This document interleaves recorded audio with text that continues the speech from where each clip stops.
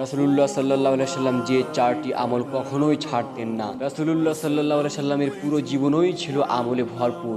এক কথায় বলতে গেলে তার জীবনের সব কাজই কল্যাণ ও নিয়ামতে ভরপুর আমল। তিনি নিয়মিত চারটি আমল করতেন, কখনো এই আমলগুলো ছাড়তেন না। চারটি আমলের মধ্যে একটি প্রতিদিনের নিয়মিত আমল, একটি প্রত্যেক মাসে নিয়মিত পালন করতেন, আর দুটি নির্ধারিত 2 মাসে পালন করতেন। নবীজির নিয়মিত আমলগুলো কি? নবীজি সাল্লাল্লাহু আলাইহি সাল্লাম যে চারটি আমল নিয়মিত করতেন তা কখনো ছাড়তেন না, তা হলো: 1. প্রতিদিন ফজরের আগে 2 রাকাত সুন্নাত নামাজ পড়া।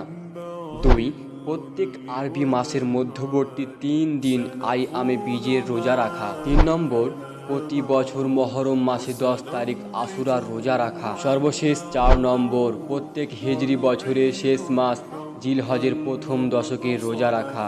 সুতরাং মুমিন মুসলমানদের উচিত প্রতিদিন ফজরের সুন্নাত নামাজ আদায় করা, কেননা নবীজি সাল্লাল্লাহু আলাইহি সাল্লাম কখনো ফজরের সুন্নাত এবং ভিতরের নামাজ ছাড়তেন না। প্রতি আরবি মাসের 13, 14 এবং 15 তারিখ আইয়ামে বীজের রোজা রাখা, মহরম মাসে আশুরার রোজা রাখা এবং জিলহজ মাসের প্রথম দশক রোজা রাখা।